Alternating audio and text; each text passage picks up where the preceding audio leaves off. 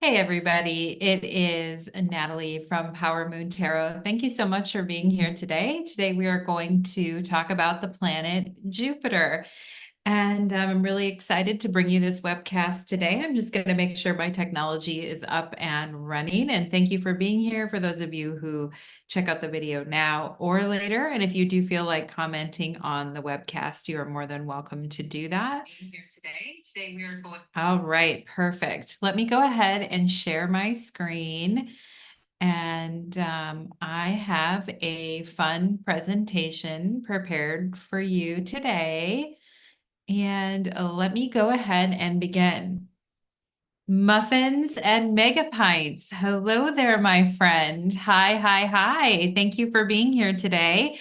And I recently had a poll on the community page of my channel, and I was asking people, what planet did you like the most, and which one did you want me to talk about? And everyone chose Jupiter. So that is really fun. We're going to talk about the planet Jupiter tonight. And I have a really fun presentation prepared for you guys. Okay. And feel free to chime in. Oh, you're welcome. Hi, Meg. Hi to you too. And you are so very welcome. Namaste, my friend. Happy to do this presentation for you guys. We've got some really fun, exciting chart examples to talk about as well. And I'm super pumped up to do those.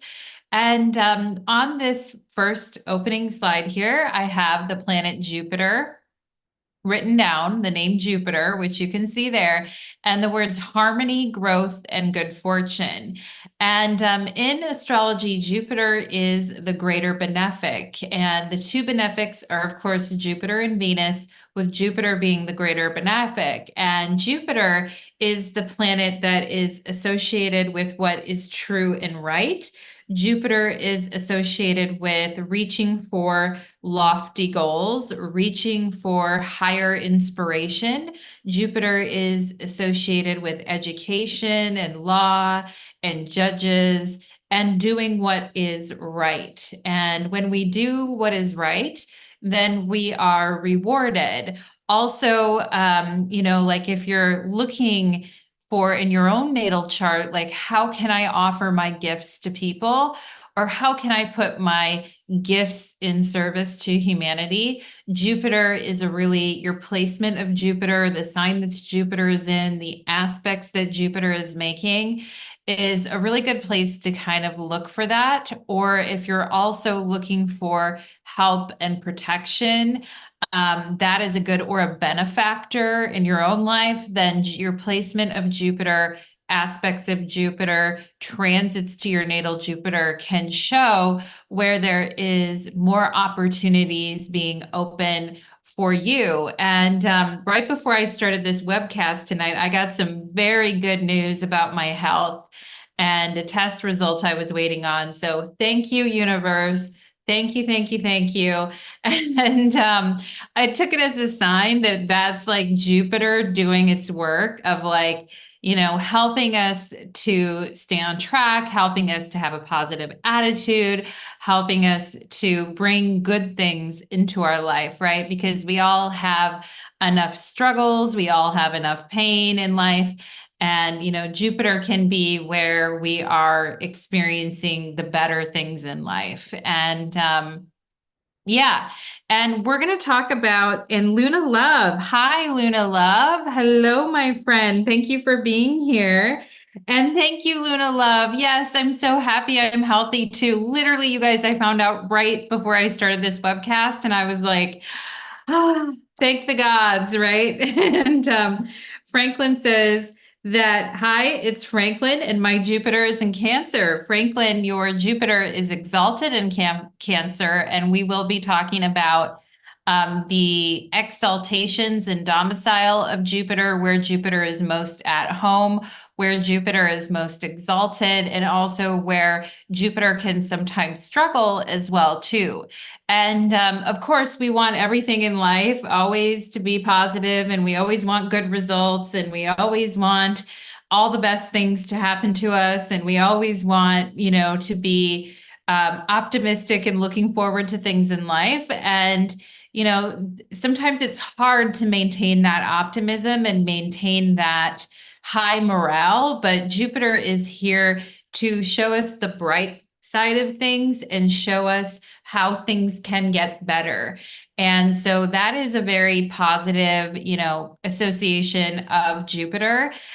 Jupiter is often looked at as a protector in astrology. Okay, so we are going to, and in this webcast, I'm going to talk about like the traditional Western astrological associations with Jupiter. And then I'm also going to talk about Indian astrology and how Indian astrology looks at Jupiter as well.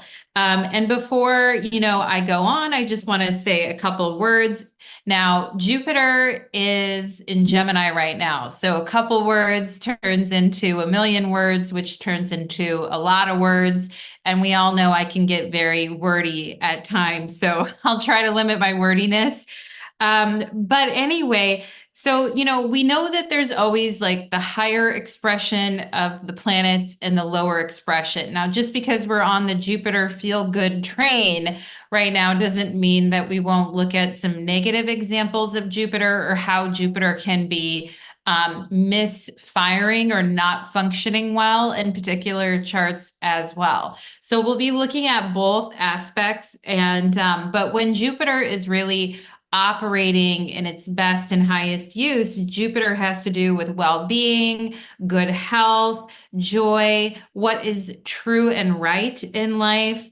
It has to do with expansion, happiness, knowledge, abundance, affluence. Okay. Jupiter helps us to be more comfortable in life and helps us become more mild and tolerant of others and become more comfortable and more allowing of others. And we'll talk more about this Jupiterian quality as we go on throughout the webcast. And maybe you can think about someone in your life that that has had, they've had ups and downs in life, they've had hard things happen to them, but damn it, they always got a positive attitude. They're always smiling, they're always laughing, they're always very, genial and kind to other people. And it seems like, man, no matter what happens, like this person has such a good, hopeful attitude and a high morale about life. And we all know people like that. Like even at your job, you can think of people like that, like people that, they could be having the worst day, but they always look at the bright side. They always have a hopeful attitude. And people like that truly are an inspiration, particularly in today's world when it's hard to stay positive. And so let's go. Hello, Symmetry. Welcome to the webcast. And everyone who is here tonight watching this webcast, I bless you times 1,000. 1,000 wishes for abundance and beauty and love and harmony in your life as we talk about Jupiter tonight. So let's go ahead and talk a little bit about Jupiter's qualities. And Jupiter is about, giving abundance to other people and receiving it back and helping. And like I said, seeing the positive side of things. So we should get some feel good energy from tonight, from this webcast, hopefully. And anyway, so you guys will remember about a week ago, I was talking about Saturn and how Saturn is the farthest planet out there that you can see with the naked eye, and how Saturn had this very dull kind of appearance and looked way, way, way far out there. Well, Jupiter is different because Jupiter is, first of all, the biggest planet in our solar system, and its energetic field just permeates throughout the entire solar system. It's a literal huge planet. So Jupiter gets associated with things that are large and things that are like, the whole go big or go home, the whole like, might as well do it big, or we're doing it big. That type of energy is the very Jupiterian quality. And maybe you know some, like you have neighbors or friends who are like that. They're always doing it big. They're always going on big vacations, or they take their kids to Disney World, and it's like they never half-ass anything. They're always doing it big, or they're always doing fun things, and then they invite other people along with them, or invite people over to the barbecue, and everyone's having a good time, and it's like these people have it made, so there is that energy of Jupiter. And oh, thank you, Luna Love. We bless you. Well, Luna Love says we bless you too for abundance and always. Thank you, my friend. And there's so many ways to be abundant in life, right? Not just with money, but also with our health and spirituality and learning and growing, education. There's so many things in life that we can have abundance in. And wherever you have Jupiter in your chart is an area where you can like more easily tap into that abundant energy. And so I have a picture of Jupiter on the screen here, and Jupiter has, of course, that giant red spot on it, which is like a huge swirling storm, but it has, captured the attention of people for a long time. And look at those beautiful colors associated with Jupiter on the screen there. And so while Saturn looked like this very dull, small light way, way out there, Jupiter, in contrast, appears to be the largest planet, and it is bright, clear, azure in color, and it's said to be the color of the sky on a clear day. So that's way different than, for example, kind of dull gray Saturn that's way, way out there. Jupiter is seen as this very vibrant blue color, big, huge planet. Okay. Now, Jupiter takes about 12 years to move through all the zodiac signs. For right now, Jupiter's in Gemini, and Jupiter will be in Gemini for the rest of the year and partially into next year. And then after that, Jupiter will not be in Gemini for another 12 years. So it basically takes Jupiter 12 years, or about 1 year, to go through every sign of the zodiac. And Jupiter's day house is Sagittarius. So Jupiter in Sagittarius is at home and in domicile in Sagittarius. That's a very strong placement for Jupiter. The night house for Jupiter is Pisces. So if you have Jupiter in Sagittarius or Jupiter in Pisces, you have quite a strong Jupiter. And for better or worse, right, you have quite a strong Jupiter. And Jupiter is at home and in domicile is the words we use in astrology. Jupiter is at home and in domicile in the signs of Sagittarius and Pisces.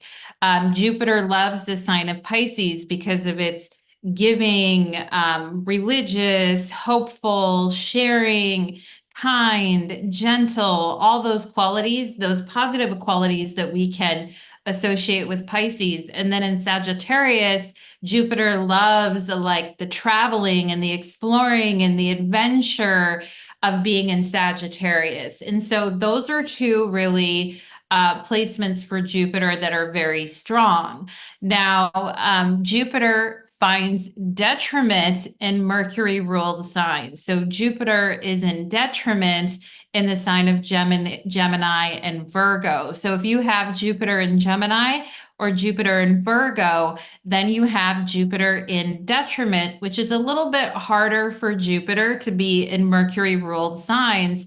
And later on, I'll talk about the mythology of why Mercury and Jupiter have such a complicated relationship between each other, and why Mercury is in detriment in Jupiter's signs and why Jupiter is in detriment in Mercury's signs. So I'll be talking about that later, because Mercury is in detriment in Pisces and Sagittarius, and Jupiter is in detriment in Mercury's Gemini and Virgo. So those two, Mercury and Jupiter, have a complicated relationship, and we'll be taking a look at chart examples coming up in a little bit of how that complication kind of plays out. And I also want to talk about how Jupiter is in fall or an exile in Capricorn. So if you have Jupiter in Capricorn, that means that your Jupiter is in fall or exile. And a lot of times with people with Jupiter in Capricorn, um, I've noticed people that have Jupiter in Capricorn, the benefits of Jupiter come through more Saturnian qualities. And a lot of times they end up having to kind of teach themselves, and maybe they don't have the best teachers, or they don't, because Jupiter is associated with the guru or the teacher. And so a lot of time when you see Jupiter in fall in Capricorn, it can be somebody who has to kind of figure things out on their own, somebody who has to kind of MacGyver their life and figure out how things work on their own and can't always rely on a teacher to help them. And sometimes they're kind of like self-taught or working things out on their own. And so we can sometimes see that with Jupiter and Capricorn. And then we also have Jupiter in Cancer exalted. Jupiter is exalted in Cancer at 15 degrees Cancer. Now, Jupiter in the Northern Hemisphere, Cancer season represents summer solstice and the beginning of those beneficial, pleasing, like northern winds. And Jupiter is very much associated with those pleasing, bountiful, plentiful northern winds. And Jupiter gets a lot of lift from being in the sign of Cancer. And we'll talk more about, actually, maybe I will talk about that right now. If we think about, here's how I see Jupiter in Cancer exalted. Because Jupiter is all about doing the right thing. Jupiter is looking at morality. Jupiter is looking at growth. Jupiter is looking at that sense of nurturing growth that we find in a sign of Cancer. Particularly like, when we think about new moms and people who are going through pregnancies and how the belly grows when you're pregnant and you become bigger, but you're growing this new life and it's very exciting. You can see why Jupiter likes Cancer and why because Jupiter wants to promote growth, and that energy of that nurturing, soft, caring quality that we see in the sign of Cancer is really really positive when we see Jupiter in Cancer. So we've got that very nurturing, sweet, kind, loving, generous spirit where we have Jupiter in Cancer and we like to watch things grow. So that is where Jupiter is exalted in the sign of Cancer. Now we know that Jupiter is retrograde 121 days out of the year. So just like Saturn, Jupiter retrogrades for a good portion of the year as well. And right now, like I said, Jupiter's in Gemini and it's getting ready to square Saturn. So we've got some interesting things going on with that right now. But side note, but anyway, so a little bit more about Jupiter. So Jupiter is a diurnal planet, meaning Jupiter is of the daytime. So it's considered a diurnal planet. It is a masculine planet with a temperately hot and moist quality to it, which when we look at a planet that's temperately hot, meaning it's not too hot, it's not too moist, but it's hot and moist enough in order to be friendly towards human life. Where we talked about with Saturn has a cold and dry nature, which is not friendly to human beings, whereas Jupiter has a hot and moist atmosphere that is suitable for humans. Now, that doesn't mean humans are going to go live on Jupiter, right? It's a gas giant. We're not going to go live on it, but those are the qualities associated with Jupiter, is a hot and moist quality. Jupiter is the greater benefic and the author of temperance, modesty, sobriety, and justice. Now, when I say those words, temperance, modesty, sobriety, and justice, you might think, well, Natalie, that sounds a little bit like Saturn. Like, doesn't Saturn like sobriety and justice too? Yeah, Saturn does as well. But Saturn is more of a rough justice, if you will, or a face your karma kind of a justice versus how we talk about justice as it relates to Jupiter, and Jupiter being a lover of fair dealings. Okay. So we're going to talk about that as well. And I also want to mention this word here, sanguine. Okay. Jupiter is described as being sanguine. That's Sanguine. Now, sanguine is having a cheerful, optimistic, hopeful, buoyant attitude where we are assured everything is going to work out fine. The word sanguine in medieval medicine was used to describe someone with a ruddy complexion who has a positive attitude.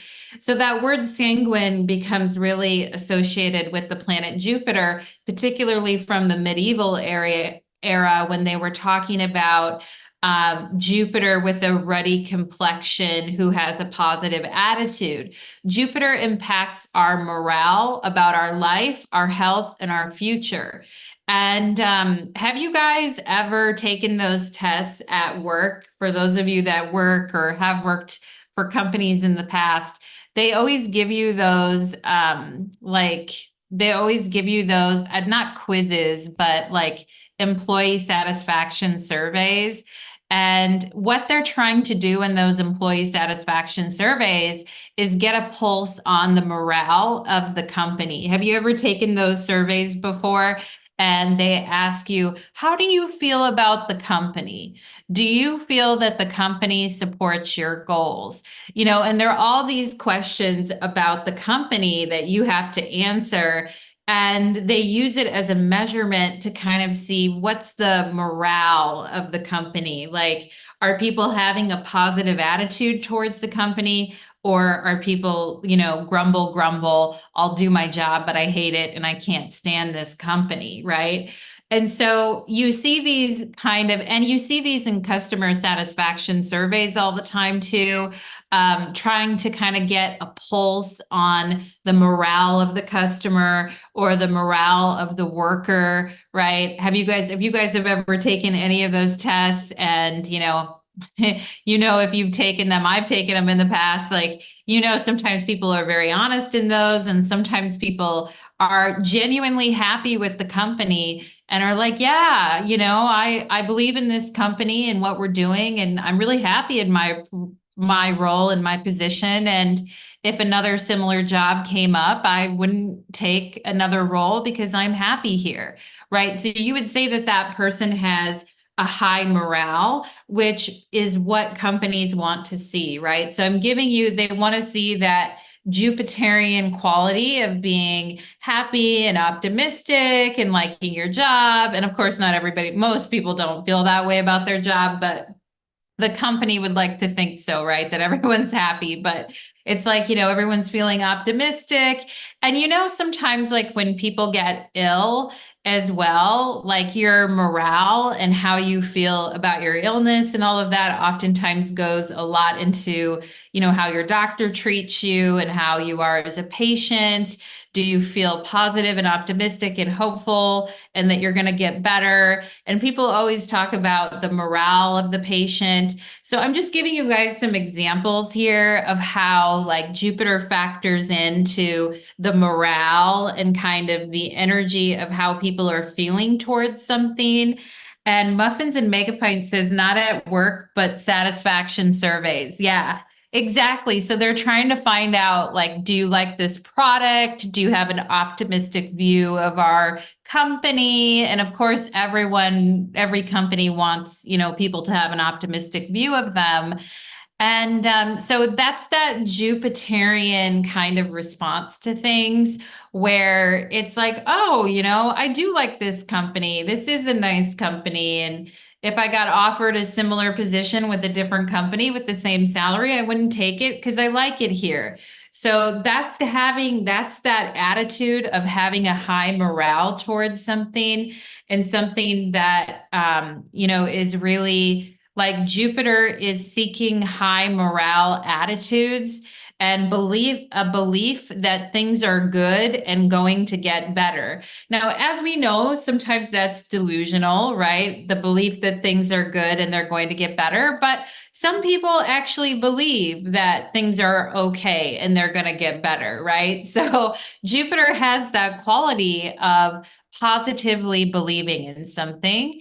And when we talk about justice, as we talked about, Saturn loves justice in the sense of, if you're not playing by the rules, I will show you what justice means. Whereas Jupiter's justice is different. Jupiter's justice is more like, talking about the law and judges and educated people and people who are very learned in the law, people that graduate with fancy degrees and people that really love education, philosophy, professors. Jupiter loves that kind of, and not just people who are learned and know about the law and judges and lovers of fair dealings and all of that, but actually people who are trying to do good in the world. Like there are some people who go into environmental law because they want to help change what's happening on this planet. And some people go into law because they want to help others who are marginalized people, and give back to the community and things like that. So Jupiter is more coming from that angle rather than the harsh law of Saturn. Jupiter is more coming at it of, okay, you're a learned person who can help someone and help educate someone and help someone do better in their life. So that's more of the Jupiterian law and justice that we're talking about. Yeah, and Method and Megapint says bloggings will continue until morale improves. Yeah, that's funny. Floggings will continue until morale improves. Now, think about this at work too. Like if you ever worked with someone and who always had a really positive attitude and they rubbed off on other people, maybe you're that coworker, maybe you're that person who is always genuine and upbeat and teamwork and having a positive attitude. Man, when that person leaves the company or when that person no longer is around, you can really feel that person's absence because the morale like really, really goes down and everyone's kind of quieter and everyone's kind of And just having that one person around who's positive and who helps, Jupiter has to do with humor as well, like funny, silly things, humor, making people laugh, cheerful energy. When those people are no longer around, maybe you had someone like that in your family as well, like an elder in your family, a grandparent, like somebody who was always kind and in a good mood and always very sweet with people. These people in life are like, I always think of those like really rosy cheeked people who are like so sweet and they're like, hi, how are you today? And they're like that. And you're just like, God, they're so sweet. I hope the world doesn't ever hurt them. Those are very like, kind of innocent Jupiterian qualities, but Jupiter is also like a lover of the law and wants people to follow the rules because it helps everyone to follow the rules, like that type of an attitude. And Meg says, we all have natal Jupiter and Gemini placements in my family. My 11-year-old has a third house Jupiter and Gemini and wants to be an environmental lawyer. He also is obsessed with social justice. Yeah, these are very cultural phenomenon. Jupiter caring about, Jupiter and Gemini is very law anything Mercury, Jupiter based, it does really do have to do with law and philosophy. A lot of people who study law also study philosophy and politics, which is also very Jupiterian. And oh, and Muffin and Megapint says, I have Sag in the ninth house, and I am a law professor, and you teach writing. Amazing, Muffins and Megapints, right? And people coming to you for advice and needing clarity on things because you are, Jupiter is that teacher quality. So if you guys have ever had a teacher that really impacted your life and really in a positive way, Jupiter can also signify bad teachers, right? If Jupiter is not in a good position or is bad in the chart. But we're thinking of the more positive side right now of Jupiter, where, some people have a teacher that is literally so impactful on their life that it changes their life forever and changes the course of their life. And so when we think about, really good teachers, really good gurus, this is all that very positive Jupiter quality. And Jupiter has this quality of wanting to help others and wanting to teach others. And yeah, Muffins and Megapint says, good luck to your son, Meg. Yeah, right. And a lot of young people these days too, it's like, how can I help in the world? How can I use my gifts, right? And particularly, Meg, like with your son with the Jupiter and Gemini, of being really good at, verbal arguments, or being very good at writing, or very good at teaching, or very good at learning. Sometimes with Jupiter and Gemini, you see like multiple languages as well, like people who can speak multiple languages. So that's a very good thing. Now, Jupiter, of course, has this energy of temperance. And if we think of the temperance card in the tarot, the temperance angel is holding the two cups and mixing them. And the temperance angel has this attitude of not changing her demeanor, even if others are changing their demeanor. We keep ourselves in check, right? And temperance in the tarot is represented by Sagittarian energy. So it is a Jupiter card. And temperance in the tarot is the daughter of the reconcilers. And so there's this thing of, holding space for everyone, helping everyone get along, of being that moderating influence and not going too far off the handle this way, or too far off the handle that way. And we all know people that no matter how mean others are to them, no matter how rude other people are to them, they don't change who they are on the inside. They're still who they are, right? And that's a very Jupiterian quality of upholding your own ethics and your own morals in a particular situation. And, Jupiter wants us to offer an olive branch to others to help them.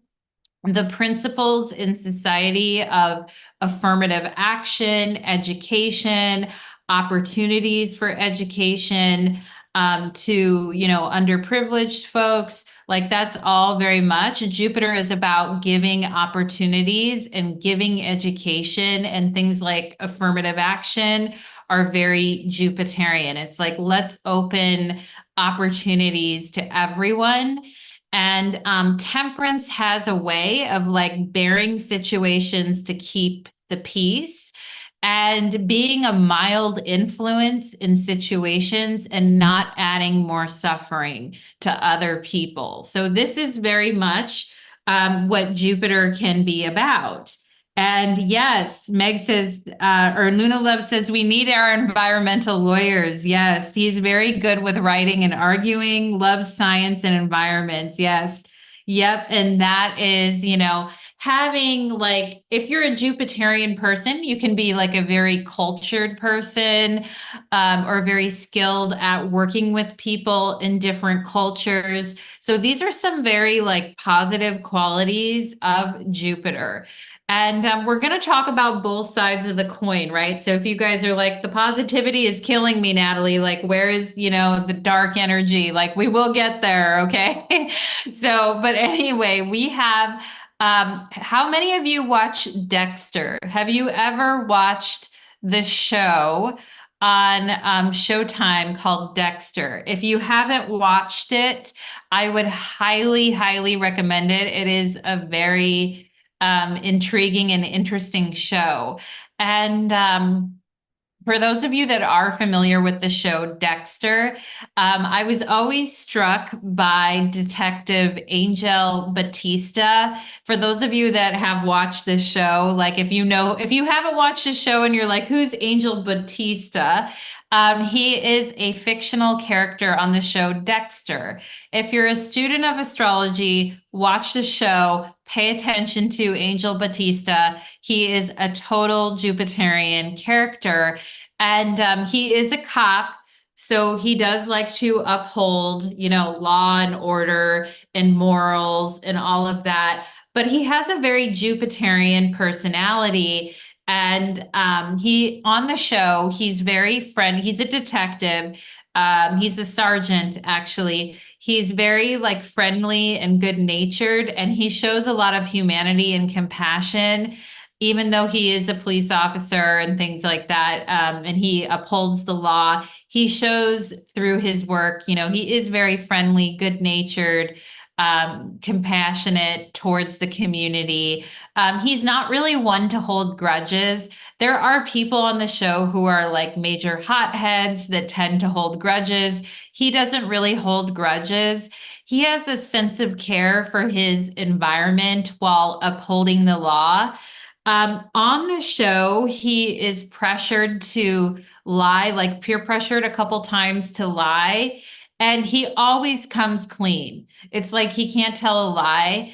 And it's revealed on the show that he promised his father to always be an honest man. So we see this, like moral, ethical kind of, person. He has a very jovial, good attitude. He's very friendly and personable. He's always offering to buy everyone drinks on the show. Drinks on me, right? That's very like generous and Jupiterian. And he is one of those people that increases morale around the office because he's got this positive can-do attitude. And he's the only detective on the entire show who never questions if something is off with Dexter. Like everyone else eventually questions it, but he's the only one that doesn't question it. And he's very popular with his coworkers due to his genial nature. There's an episode on season 2 where Dexter is bullying and like physically like at a bowling alley and learning how to bowl on a team with others. And he's like, I don't know if I can do it tonight, that type of thing. And Angel sits him down and goes, it's okay, bro. It's all right. Just visualize that door of opportunity opening while you're bowling. Just, bowling with your trying to get a strike and you're at the bowling alley and you're on this team. It's all right, bro. It's okay. Dexter's like, I don't know if I can really do it. And he's like, he sits him down and he's like, just visualize like, succeeding and that door of opportunity opening and you getting a strike like while you're bowling. And I thought, oh my gosh, what a Jupiterian moment. And, that whole thing of like encouraging other people to do well and it's okay. You feel pressure right now. Don't worry about it, bro. It's going to be okay. Visualize that positive opportunity coming your way. So that's a very Jupiterian thing to encourage other people. Also, Angel Batista in the show, you can tell like he's kind of a bigger boned body. He's kind of like a bigger guy. Jupiterian energy can definitely like put on weight more easily and can gain weight more easily. And sometimes Jupiterians are those like big, friendly, like, they're like a big teddy bear, is kind of that Jupiterian energy. And so he definitely has that big, kind of teddy bear energy about him. And he does tend to kind of gain weight more easily on the show as well. And anyway, I just think that his character is a really good representation of a Jupiterian type of a personality. And so the next thing I want to show you guys here, if you know tarot at all, you know the Six of Pentacles as a card, and you can see, the man on the card is holding the scales of justice, which is, very Jupiterian and is generously like giving to other people. And I've got some positives and negatives associated with Jupiter. And it's funny because the Six of Pentacles in the tarot is representing the moon in Taurus, but we already know that Jupiter is exalted in Cancer in the moon's sign anyway. So, moon in Taurus, like it's very, generous and positive. And so I just thought the image of the Six of Pentacles here was very Jupiterian and highlights some of the positive attributes of Jupiter, which, some of the positive attributes of Jupiter are generous and forgiving to the less powerful, faithful, aspiring in an honorable way in high matters, desiring benefit to all men, doing glorious things, honorable and religious. Okay. Jupiter is often associated with, being religious in a positive way and having a sweet and affable nature, wonderfully indulgent with his wife and children. Jupiter was known to be wonderfully indulgent to his wife and children, full of charity, liberal, just, thankful. Okay, Jupiterian, having an abundance of assets, an appetite for the good things in life, and the desire to share them with others. That is Jupiterian, right? Like I have an abundant attitude and I have an appetite for the good things in life, and I'd like to share that with other people too. Prosperous and blessed. Okay. So those are very much like, Jupiterian qualities that are very positive. If you're a visual learner and you like to have a visual, like imagine the Six of Pentacles in the tarot, that's very Jupiterian. Now, think of the Six of Pentacles reversed, right? So this would be a situation where you would reverse the card and turn it upside down. When Jupiter is unfortunate or Jupiter is not doing well, Jupiter can waste his inheritance. He can suffer everyone close to him. Okay, when Jupiter energy is corrupted, it can be hypocritically religious, like, oh, I want everyone to be this or follow these rules and principles, but I don't have to follow them. Very hypocritical. Jupiter in a bad way can be ignorant, careless, entitled, and have a superiority complex. Jupiter, a negative Jupiter, can be very lazy, out of touch, lack of foresight, overindulging in things can also be, very Jupiterian for those of us that like to overindulge in things. If we have a bad attitude and we have a lack of gratitude about things in our life, very greedy people can sometimes have a very twisted, weird Jupiter. Jupiter in a bad way can represent hypocrites. And also, my favorite negative quality of Jupiter is butt kissing. Now, do you guys know anybody at your job, in your family, friends? Do you know somebody who is a brown noser or a butt kisser? Okay. And they think that because they're butt kissing or brown nosing, we all know that person, or we have known people in our lives who have their head so far up other people's butts and are butt kissing everyone. Okay. We know like the little teacher's pet, the little butt kisser in school, in class, and everything like that, right? And butt kissing, taking bribes, butt kissing, these are all very like negative expressions of Jupiter. When we're purposely like sucking up with to people so that they'll like us and give us a good benefit or give us a good grade. Can you imagine these people on the Six of Pentacles here, kind of like butt kissing to get more money from the Jupiterian person, right? So we've got that negative quality, which, and I have it written down as boot licking, butt kissing, bribe takers, okay? People who are hypocrites, people who have antisocial conduct. This can be issues with Jupiter, okay? Jupiter problems, Jupiter issues. Also like overindulging in things or extravagantly overindulging in things, particularly with Venus, Jupiter, that can be a big issue. So Jupiter represents judges, senators, counselors, bishops, doctors, civil law, young scholars at university, lawyers, teachers. That is very Jupiterian.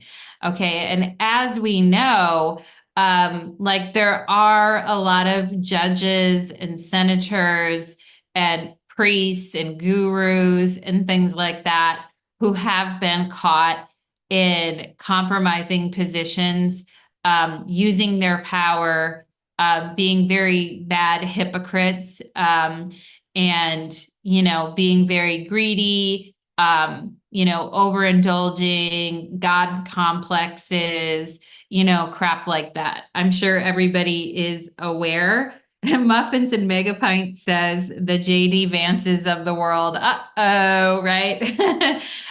In politics, like people taking bribes, people wheeling and dealing, butt kissing, all of that. Those are some of the more negative sides of Jupiter. Okay. And you could do a whole study if you wanted to on, depraved gurus and, gurus or spiritual teachers who take advantage of people. I mean, those are very corrupted Jupiter type of energy. Okay. So we have to keep that in mind too, that Jupiter can be a good guy and Jupiter in some charts can be a bad guy. Okay. Hopefully good guy, but now we have more of Jupiter's qualities on this particular screen here. So Jupiter is associated with sweet and well-centered or well-scented odors, whereas we know Saturn was associated with stinky, not very good smelling odors. Jupiter is associated with sweet and well-scented odors. Archangel Zadkiel is associated with Jupiter, and that archangel represents freedom, mercy, forgiveness, connection to the violet flame, clearing away emotional toxins, an abundance of good attitudes, diplomacy, and tolerance are very much associated with those Jupiterian qualities. Now, I wanted to show you guys a quick chart example. And I have on this chart, I have Jupiter is the good guy, smiley face. And then I have a bunch of balloons there. Now, this is the chart of my boyfriend. Okay, I've talked about him a few times on the channel. But he is a Jupiterian and he has Jupiter in Leo in the first house in a conjunction with his ascendant. If you can see here, here is his Jupiter rising. So he has Jupiter in the first house in his particular chart. And notice in his chart that Jupiter is ruling the fifth house of his creativity. Okay. And as Sagittarius is on the cusp of his fifth house. He also has So he basically has his fifth house rising as he has Jupiter in the first house. Now, the fifth house of which Jupiter rules in his particular chart is the house of creativity, music, acting, talent, leisure, pleasure, and children. My boyfriend is a music teacher for children, and he is super well loved by his students. Okay, Jupiter rising, ruling the fifth house of children. And he is super well loved by his students, and the parents of his students often bring him gifts and presents. I am always like, dang, honey, like, how are you always? He always is getting so many gifts from people, Jupiter rising, right? But they always bring him gifts and presents. And he has Jupiter in Leo rising. And he does have a big booming voice that roars like a lion when he sings. He loves food and any reason to celebrate, such as holidays. He's genuinely happy for any gift that he gets, and he often gives gifts to his students as well. He'll help them with demo tapes. He'll paint pictures for them. He'll record them for their for demos and things like that. And his attitude as a teacher, like he is a very special teacher, and he really likes to bring out people's creativity. Jupiter and Leo, okay? And his attitude is that teachers should be 100% earnest and never sarcastic with their students. Okay. So he's got that very much optimistic, happy, caring, genuine teacher energy about him. I always call him a gentle giant because he's like very tall and good natured. And people are often jealous of those people with Jupiter in the first house, thinking that they are always lucky in life and getting all the benefits, even if the rest of their life has been very hard. And that is something that I've noticed in the charts of my astrology clients as well. Like a lot of people with Jupiter rising, people think that they're very lucky, that they're always good things are always happening to them, even if, and they may even be jealous sometimes too, but it's like, what they don't realize is that they may have like other very, very hard things in their life, but they've just managed to maintain their hope and their optimism in life. And I think another thing that is interesting about my boyfriend's chart, besides being a Jupiter rising person, is that that Jupiter is also in a sesquiquadrate relationship with his Neptune in the fifth house of creativity. So he is very creative. And sometimes, Neptune is associated with like, shamanic journeys and like, doing, I don't want to say not doing hard drugs, but more like doing, like taking things to kind of like open up your mind and all this kind of stuff creatively, right? Which he has done in the past, and he has been very into that sort of like taking of different things to kind of open up your mind as a creative person. And although he did have to, he doesn't do that as much anymore. But when he was younger, he had that very much that kind of like going on a journey, like, plant medicine type of energy to kind of open up the creativity. But he kind of had to stop doing it because he's like, it's opening, too much up and I need to take it down a notch and everything.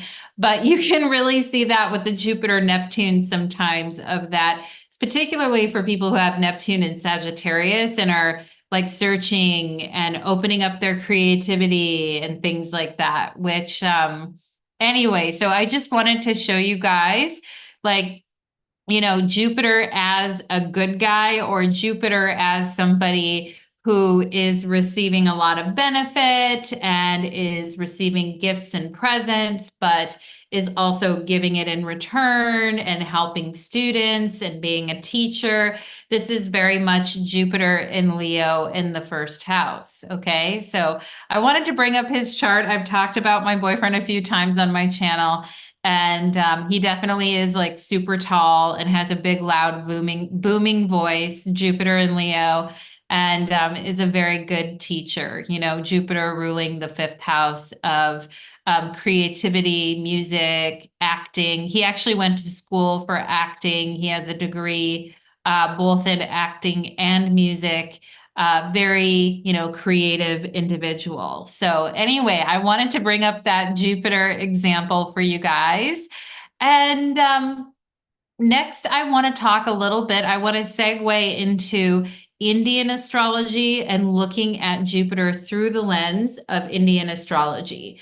So, this is a picture of Brihaspati or Guru, as he is called in Indian astrology. So, Jupiter in Indian astrology is called Brihaspati or Guru, and this is a photo of a statue or graha of Brihaspati or Jupiter. Now you'll notice that Jupiter is quite large, like Jupiter tends to be, and that Jupiter is also, Brihaspati is wearing a yellow cloth here, and yellow is the color associated with Jupiter in Indian astrology, okay? And oh, Luna Love, thank you. Thank you so much for saying that about my boyfriend. He is amazing and he is a great teacher. And he works so well with children and helping them, you know, be creative and become musicians. And he's actually super talented. He does guitar, piano. He's a trained opera singer. Like you know, my boyfriend has a lot of, you can see in his particular chart too, he has Venus Mars conjunction and Taurus, super creative, you know, hyper creative artist. And anyway, thank you so much, Mega Pints, Muffins and Mega Pints. Or Luna Love. I'm sorry. It was Luna Love that made that comment. Thank you for saying that about my boyfriend. Yeah, he is amazing and he is a great teacher and he does have that Jupiterian energy and he has had a very hard life growing up and everything, but he is such a great teacher and very interested in spirituality as well, like in learning and philosophy and studying religions and all of that. He is definitely a Jupiter rising type of a person. And yeah, so getting back to Indian astrology, we have yellow is the color associated with Brihaspati. Now, Brihaspati in Indian astrology, that word means the great protector. So in Indian astrology, Jupiter is looked at as the great protector. And Brihaspati means the spirit of the vastness of the universe, which is a very beautiful vision in Indian astrology of what the guru or Jupiter, the teacher, is. Okay. And in Indian astrology, Jupiter is the teacher of the gods. So Jupiter is actually teaching the other gods. So he is like the ultimate guru or the ultimate teacher. And the gods in Vedic astrology are associated with the deities that are teaching humanity how to be good and how to reach their highest potential in life.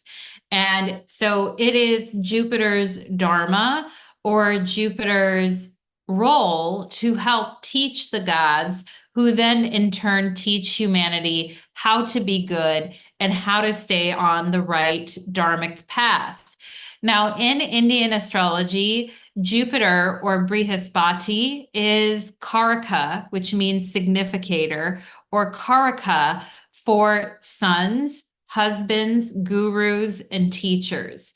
So that means Jupiter, you look at in a woman's chart in Indian astrology, you look at Jupiter to talk about her husband or her longevity with her husband. Jupiter in Indian astrology also has to do with sons and one's ability to have sons. And you would also look at Jupiter in Indian astrology to talk about people's relationship with their guru or their teacher. So that is very much in Indian astrology. And in Indian astrology, Brihaspati or guru is looked at um, as a mechanism to help provide material comfort and ease so that we can focus on the more spiritual aspects of life. Because if we're constantly worried about money, if we're constantly worried about our material comfort, if we're constantly worried that we don't have enough, then we can't really focus on our spirituality. We can't really focus on, it's harder to, right? If you're constantly worried about your material needs being met. And so Jupiter is said to give wealth and abundance and material comfort so that you can focus on, like, the higher things in life and focus more on spirituality. And Jupiter inspires faith, idealism, humor, luck, and removes obstacles in Indian astrology. And the day of the week associated with Jupiter is Thursday. So if you're wanting to increase your abundance, if you're wanting to give gratitude, if you're wanting to help others, if you're, needing to teach someone something, like, schedule it for a Thursday, because Thursday is Jupiter's day. And so Thursday is very auspicious for things like teaching and learning and, all of those things associated with Jupiter. And what's interesting is in one of my Vedic astrology books, there was this quote about the difference between Jupiter and Mercury, which I think is a very interesting quote, and I want to read it to you guys. And it says, Jupiter's greatness is more astounding than Mercury. Okay, that's why Jupiter is the greater benefic. And this Indian astrology book that I have that was quoted as saying, Jupiter's greatness is more astounding than Mercury, because Mercury is two-faced. And meaning that Mercury, when Mercury is with benefic planets, Mercury is made more benefic. But when Mercury is with malefic planets, Mercury is made more malefic. Therefore, Mercury has an ever-changing nature that could be either good or bad, where Jupiter's good nature does not change. And Jupiter is described as a big-bellied god with a prominent chest and a voice like a lion. Okay, so, and basically this book is saying Jupiter is better than Mercury, which, I mean, Mercury is great too, but they're contrasting between Jupiter and Mercury and saying Mercury's always changing all the time. Mercury can be good or bad, masculine or feminine, depending on what other planets are influencing Mercury. Mercury is very changeable, whereas Jupiter's good, intrinsic good nature does not change. And this is another complication with that energy that I talked about earlier between Jupiter and Mercury, and how Jupiter is debilitated in Mercury's signs of Virgo and Gemini, and how Mercury is debilitated in Jupiter's signs of Sagittarius and Pisces. Okay, and in Vedic astrology, we have this concept of friends and enemies and neutral, right? So planets can be said to be friendly with other planets, enemies with other planets, etc. In Vedic astrology, Jupiter is enemies with Mercury and Venus. So again, we've got this complicated relationship with Jupiter and Mercury, where in Indian astrology, Jupiter looks at Mercury as an enemy. Now, I will talk about why that is a little bit here. So it has to do with the mythology between Jupiter, Jupiter's wife, the moon, and Mercury. So in Indian astrology, in the Vedas, in the mythology, and in the scriptures associated, the complication between Mercury and Jupiter is amplified. And I'm going to explain why that is. Okay. So Jupiter was married to Terra. They were in a relationship and married. Terra, the wife of Jupiter, fell in love with the moon, looked up at the ever-changing, romantic, beautiful nature of the moon, and Terra fell in love with the moon. Okay, Terra, who was Jupiter's wife, had a baby with the moon, and the baby they had was Mercury. Okay, so Mercury was born of the moon. Now, because Jupiter's wife had a baby, okay, with another deity, Jupiter wasn't too happy and cursed Mercury, okay? So I have here that Jupiter's wife was seduced by the moon.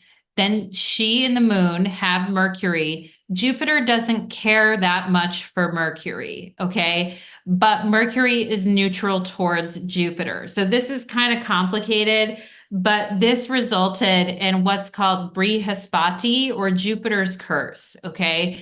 So Jupiter got very angry that his wife was carrying the child of another man.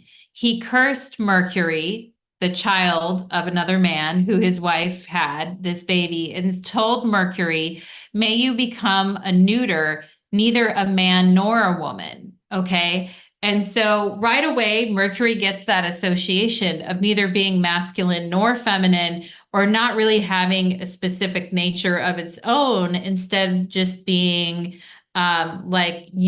androgynous, basically. Mercury was given that label of being very androgynous. And because Mercury was the son of a deity that his wife cheated on with, he was not that happy with Mercury. And he kind of took it out on Mercury and put a curse on Mercury. Okay.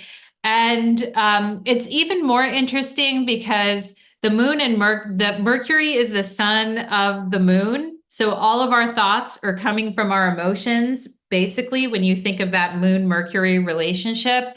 But we can already see that Mercury and Jupiter are not having the best relationship here, that there is problems in this Jupiter-Mercury complication relationship here. And so that's why Mercury is in detriment in Jupiter's sign, and Jupiter is in detriment in Mercury's sign. So that is the reason for that. Now, I wanted to basically show you guys here an example, a chart example of where there are Mercury-Jupiter complications, okay? Of course, Mercury is the mind, Jupiter is our philosophy and our beliefs. So when we have Mercury-Jupiter aspects in our chart, we may be changing our mind about our beliefs a lot and going back and forth between different philosophies and different ideas, and driving everyone a little bit crazy because we're exploring and we're going back and forth between different ideas. And I picked up one chart for you guys that I think you're going to find really interesting. And that is the chart of Doreen Virtue. Now, for those of you that are into tarot, astrology, crystals, I am sure you have run into oracle decks, books written by Doreen Virtue. Doreen Virtue was a new age writer and author who became a born again Christian, okay, who decided, basically, and she has a Mercury-Jupiter complication in her chart. So that's why I'm bringing her up, and why there are complications with Mercury and Jupiter together, and how she changed her mind and basically called her own self out as a false teacher, and then converted back to Christianity and became a born-again Christian. So it's a very interesting Mercury-Jupiter story with her. And her birth time is a little bit in question. Her birth time is C-rated, so I just want everyone to keep that in mind. But here's a picture of Doreen Virtue. And, there's nothing wrong with exploring our ideas and exploring religions and exploring our faith. But this lady, a lot of people in the New Age community were really turned off by her conversion. But I'm going to talk a little bit about her chart here. So Doreen Virtue founded angel therapy, basically saying the key to healing is communicating with the angels. She's written over 50 books, including oracle decks and New Age topics. She left the New Age community, like I said, and became a born again Christian. And here's her book that she wrote and when she left the New Age community. And her book is called Deceived No More: How Jesus Led Me Out of the New Age and His Word. Okay. So it's an interesting thing here with her Mercury Jupiter issues that she has. Now, I kind of have a bone to pick with her because I think that she was kind of teaching the very watered down, like live, laugh, love version of spirituality and the New Age movement. And she was a very famous New Age teacher who toured with other writers and would promote things like vision boards and positive affirmations, which is very Jupiterian. And she taught this ideological viewpoint that you speak your reality into existence, right? Mercury, Jupiter. If you speak it, it will come true and you will have abundance. So this was really like what she was teaching. And she held up her wealth and fame as evidence that she was telling the truth. And at one point, she said that she thought every thought that she had was a message from God or the angels. But, sometimes with Mercury, Jupiter, we can have really boring or cheesy platitudes, like, which I mean, okay, fine, but some of it is very watered down, McDonald's version of spirituality, where she's like, just believe and everything will change.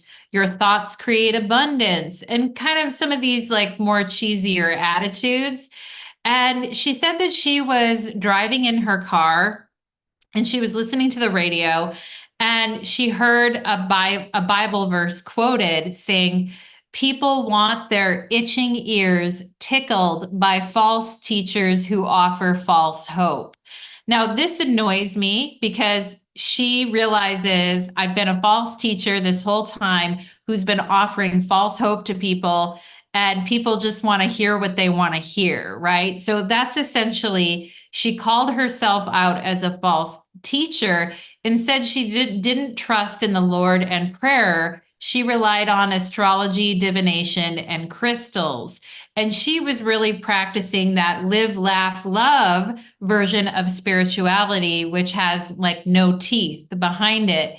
And, so she has this whole spiritual crisis that she ends up having and questions all of her beliefs, Mercury opposite Jupiter.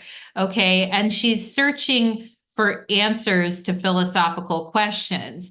Now, my whole like personal bone to pick with it is if you're any kind of an astrologer or tarot reader, you know that there isn't a light-filled, positive answer to every question that someone has. Like there isn't. And there are hard things that happen in life and things that happen in life that aren't fair. And if you're being honest with people, the message isn't always going to be some uplifting, hyper positive message, right? And so I think it's interesting with her, with the Mercury opposite Jupiter, and how she called herself out as a false teacher and changed her entire belief system. And here is her chart right here. And regardless of what time she was born, she does have a Mercury Jupiter opposition. She has Mercury in Aries opposite Jupiter in Libra. Now, Mercury in Aries, right? If you just say what you want with enough vigor and, demand it and all of that, you'll get everything that you want, right? And her Jupiter is in a Venusian sign of Libra. And she talked about how, like, she was kind of doing it for the wrong reasons. Like, she was gaining a lot of fame, she was getting a lot of money, she was getting all her material needs met. I mean, she also published a lot of books as well. And she's been a writer, a lecturer, and a teacher her whole life, which, the Mercury Jupiter opposition really does speak to that.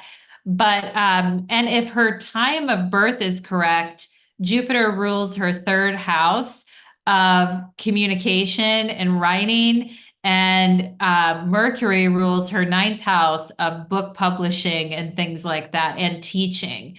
So, it's interesting if her birth time is right, because that means Mercury and Jupiter rule her third and ninth house as well. But you can see this issue that Doreen Virtue is having with her belief system, and how her belief system is changing. Okay. And yeah, so another thing that's quite interesting about her chart is that she has Neptune in a conjunction with her midheaven. And and of course, Neptune is associated with angels and New Age spirituality and all that. And the midheaven is our career. So she made a career out of angel communication, New Age spirituality. It started to conflict her beliefs. So she jumped out of it and became a born again Christian. She spoke about, we see Neptune in a conjunction with Rahu in Scorpio. And she talked about how she got a big ego from everyone clapping for her and listening to her, and that the power became addicting. Rahu in Scorpio with Neptune, like the power that she had, Rahu in Scorpio, the power she had became addicting in a conjunction with Neptune.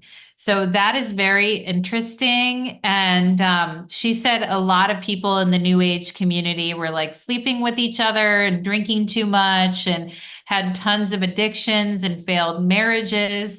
She herself has had 5 different marriages, and has a Venus quincunx Jupiter in her chart, and Venus exalted in Pisces, no less.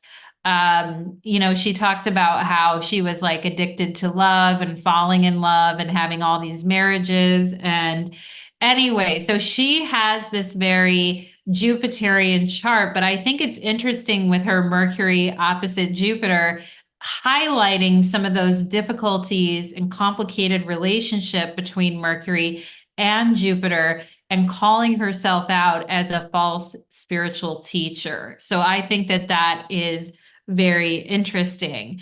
Now, let me go ahead and move on to what a corrupted Jupiter can look like, right? So first, I just want to say that Jupiter has a sattvic nature. So that means that it is very pure, fresh, clean, serene, made of light and goodness.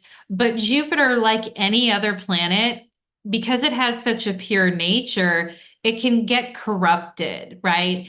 And we think about a glass of water, clean, amazing, beautiful glass of water, nice and clean and crisp water, right? But then we add a bunch of flavoring and food coloring and all kinds of stuff into it, and all of a sudden the water is not pure and clean anymore. And so Jupiter, even though it has this very, goodness kind of a nature associated with it, can easily become corrupted as well, particularly by the North Node or the South Node, or what we refer to as Rahu and Ketu. And also Jupiter can be corrupted by basically many different energies in our chart if it's in a hard aspect, or in trouble in our chart, if we're having Jupiter issues. Okay. And I have basically here, I thought you guys would find this interesting, but 2 photos of people behaving in very arrogant and entitled ways. Okay. Especially when we have Sun Jupiter, like if we've got Sun Jupiter, Jupiter, Neptune, things like that, you can have some people who are behaving in very arrogant and entitled ways. And do you guys remember during COVID where there was this big uptick of people freaking out on airplanes and becoming like very entitled and like demanding certain things? And then do you guys also remember like the cultural phenomenon that was Karens? Like people started getting called Karens because they were acting super racist, entitled, arrogant, hypocritical, self-righteous kind of energy. Do you guys remember that? I'm sure everybody does. Like everyone's familiar with the whole Karens in the wild type of thing. But I posted a picture here that says Karen shows her racist side with a nail technician. Okay. So here's a picture of a Karen freaking out on a nail technician, being very arrogant and entitled and hypocritical. Okay. And here's another picture of two Karens like flipping out, getting in everyone's business, being extremely self-righteous with other people. So I think we're all familiar with the whole Karen phenomena. I think we're also really all familiar with the quote unquote influencer culture and, gaining benefits and stuff like that just for being, popular or being like having no real talent, but being like a social media star, which is very much like a Venus Jupiter type of a thing, being like incredibly popular, but like not having a lot of talent, like, Venus, Jupiter, and hard aspect to one another, that type of thing. So I think we're all familiar with this, other side of Jupiter that's out there in the news and media. And I was like, what is the cultural equivalent of a male version of a Karen, right? And I found out that the cultural equivalent of a Karen is a Chad, okay? Like a man who's like really entitled and self-righteous and, all this kind of stuff. And I was like, okay, that would be a Chad. So I wrote down here, a corrupted Jupiter looks like somebody who's arrogant, entitled, hypocritical, very excessive, very self-righteous. Okay. It could Venus, Jupiter, and hard aspect could also be like diva behavior, gaudy, tasteless, spoiled, greedy, okay, overindulgent, expecting special favors and treatment, annoying influencer culture. Like that is all, kind of what a really corrupted Jupiter could look like in some cases. And I don't know if you guys have seen anybody, if you've seen any particular Karen or Chad freakouts. I think I saw one when I was waiting in line at a store and that I always get secondhand embarrassment when I see someone acting like that. I'm like, how is that person not just so embarrassed by their behavior, right? Like, I can feel my own face turning red when people are acting like that because it's like, don't they see that they're really acting, I had this one friend of mine who owned a restaurant and her and I are no longer friends, but anyway, I had this one friend and she used to have her own little restaurant thing, but we went out to eat one night with a couple of other people and the waitress was really busy running back and forth, back and forth. And she was just acting, my friend was acting kind of rude to the waitress. And I mean, I was like, I actually told her, I said, hey, can you tone it down a notch? Because this is like, I was actually getting embarrassed from the way that she was treating the waitress. And, you guys, I don't know if you've seen some of these behaviors in society, but I was like, can you not act that way towards the waitress? Like she was being demanding and just like too much. And I was like, this is not good. So we've got that kind of entitled, kind of self-righteous attitude when Jupiter becomes corrupt. Okay. So, like I said, Jupiter has a very pure nature, but like any other planet, can become corrupted. And if you have any stories like that of your own, definitely drop them in the chat below or let me know. And now I want to start with my chart examples. I have about 4 different examples for you guys of charts of, good Jupiters and not so good Jupiters. So my very first chart that I want to bring up is Bernie Madoff. And I actually have a video. If you look under my playlist, I have a whole video on Bernie Madoff. I broke down his whole astrology chart and everything, but I'm calling him a twisted Jupiter. Okay. He is a twisted Jupiter. And Bernie Madoff was the perpetrator of the largest financial fraud in history. So keep in mind, Jupiter represents wealth and abundance. But Bernie Madoff has Jupiter quincunx Pluto in hard aspect to Pluto. So he pulled off one of the largest financial frauds in history. He had a big Ponzi scheme that destroyed his own community, destroyed the Jewish community. He destroyed his family. He lost all respect, fortune, and freedom due to his greed. Now, the negative side, or when we have a twisted Jupiter, we can see people who are very greedy. And Bernie Madoff was known as the wealth guy. And a lot of people were thinking Bernie Madoff was making them rich, but he was actually ripping them off. And his wife also enjoyed like a mega rich lifestyle because of who he was. And I want to take a look at Bernie's chart here real quick. Now, I mentioned his wife really enjoying all the riches and benefit and abundance that he would get. And you can see Jupiter is at 28 degrees in Aquarius in the 7th house of partnership in his particular chart. And Golden Child Tarot says, I hate to say it, but my grandma is a Karen. She hassles employees pretty much everywhere she goes. Yeah. Like there are some people that are like that. And it's like, I deserve special treatment like all the time. And it's like, and I get, you want to get what you pay for. And sometimes like you have to raise like service issues and everything like that. But the people that are not polite to service people, I'm like, geez, man, like, it's so I get like secondhand embarrassment from being around it too. I'm like, can you not? And actually, like I said, I'm no longer friends with that girl. And that wasn't the main reason, but things added up in that friendship. But, but anyway, and Golden Child Tarot, you know what? Golden Child Tarot says she wasn't always like that.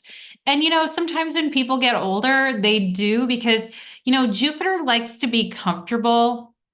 And, I feel like sometimes when people get older, they get, their body hurts, they're in pain, they're not comfortable. So there may be like more complaining or more that, type of energy. So maybe that has something to do with it, Golden Child Tarot. But yeah, it is hard when people are acting that way and you're with them and it's like, oh my goodness, why are they doing this, right?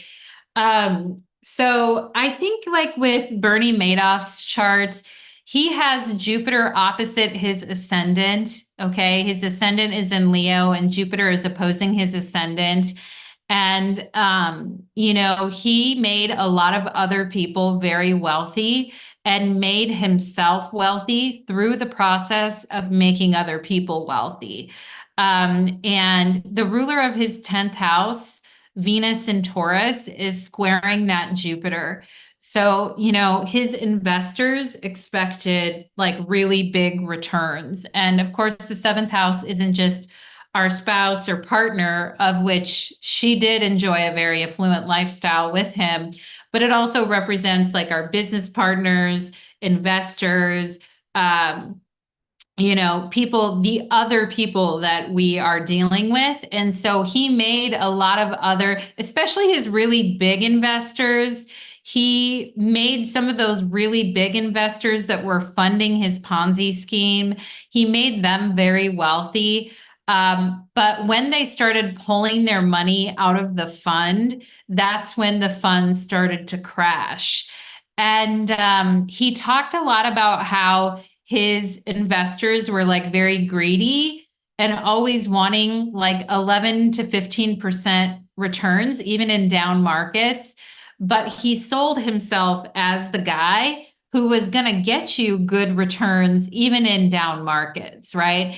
And so by making other people wealthy or having the reputation, ruler of my 10th house, square Jupiter, having the reputation of making other people wealthy, I become wealthy. Okay. So but the problem with Bernie Madoff is that Jupiter at 28 degrees Aquarius is also in a quincunx or hard relationship with his Pluto at 27 degrees Cancer, which says that, and this is kind of what I think about it, that people thought that he had some magical formula for creating wealth.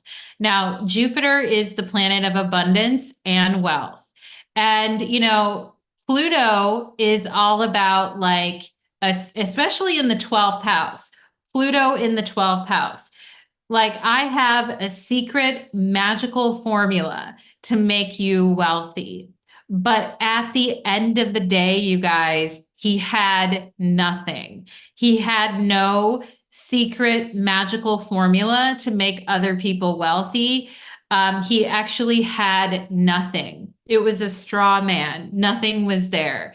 But he had convinced people, okay, Venus and Taurus ruling his 10th house, in his 10th house, squaring his Jupiter, opposite his ascendant, that I'm the wealth guy. I can take your money and make more money for you, okay? And, and he kept pushing it to the limit and pushing it to the limit in his Ponzi scheme. And eventually people found out he doesn't have a magic formula to make people wealthy. Jupiter quincunx Pluto, he's ripping everyone off. And the hard part about it is that he basically attacked the Jewish community, which was his own community. And not only did he ruin the wealth of many people, Jupiter quincunx Pluto, but he also destroyed his family in the process. Jupiter quincunx Pluto in Cancer. He destroyed his family in the process. And Luna Love says, sometimes I feel ashamed to be a human because of how some humans behave. Lack of decorum. Yeah, you know what, Luna Love? That is your Jupiter in Libra, I think. And Jupiter in Libra wants to have sweetness and decorum and manners, right? And I can speak to that too a little bit, Luna Love, because I'm a Libra rising. And when people are like showing no manners and things like that, I am like, ugh, like it really kills me.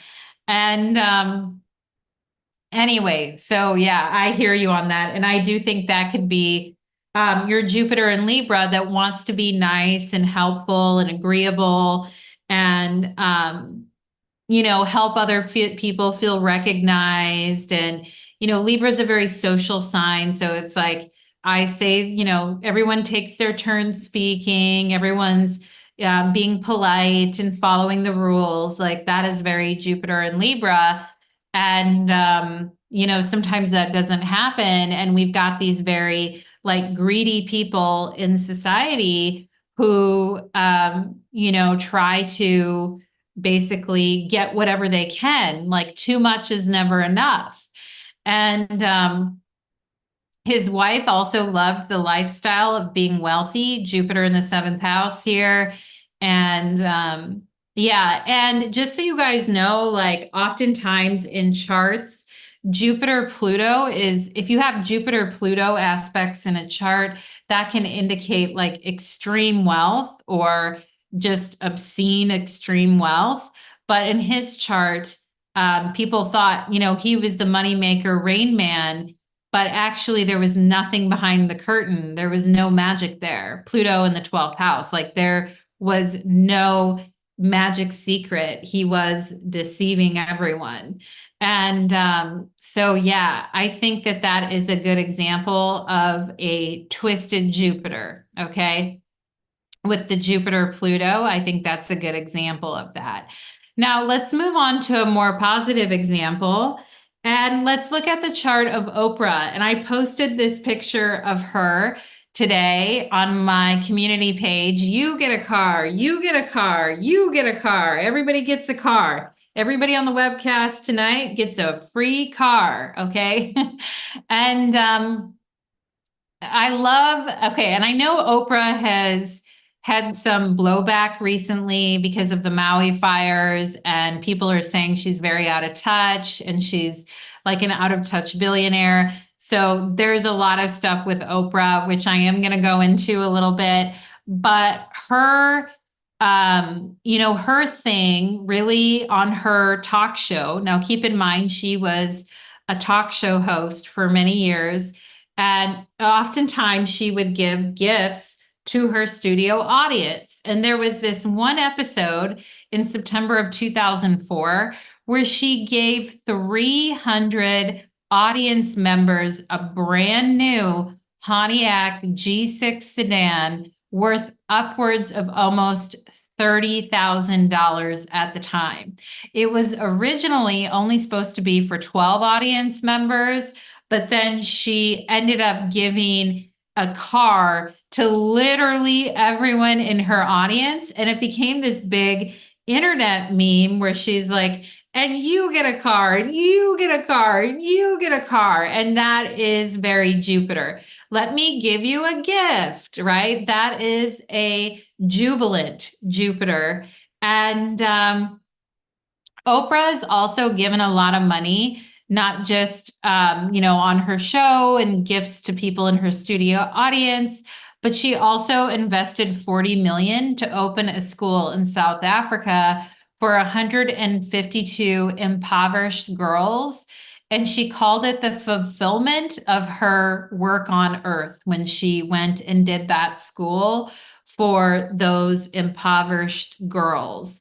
And so here we have an example of a jubilant Jupiter and a happy Jupiter. I'm happy when I'm giving, and you get a car, and you get a car, and everyone gets a car, okay?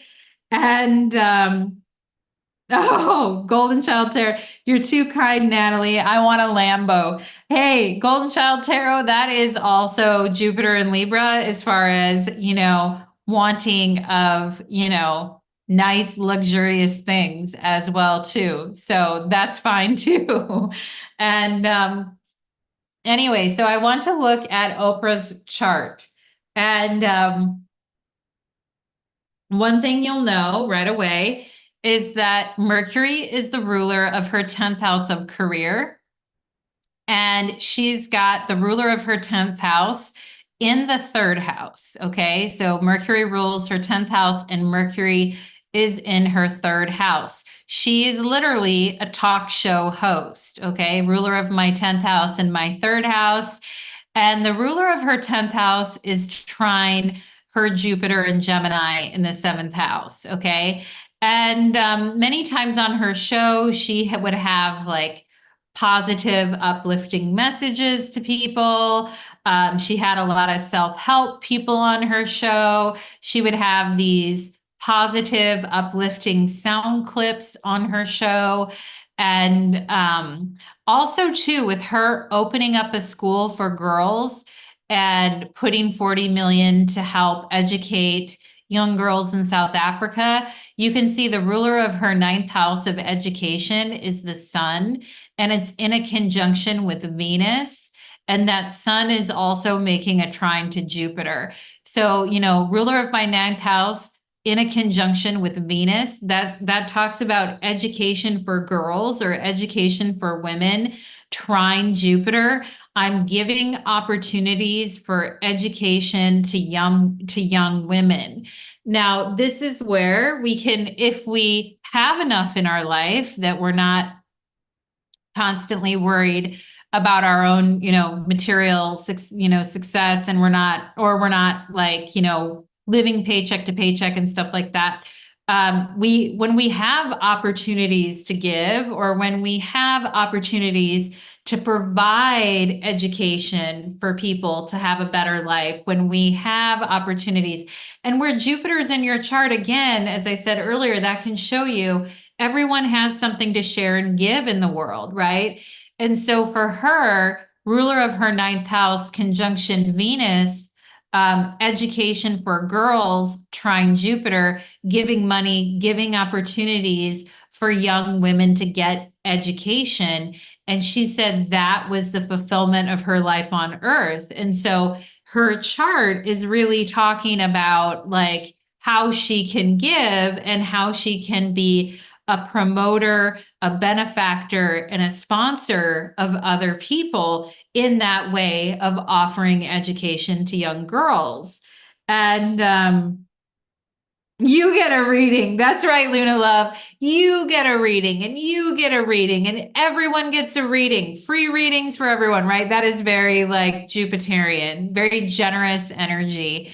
And yeah, so it's interesting. And Jupiter, what's interesting in Oprah's chart is Jupiter is also trining her midheaven.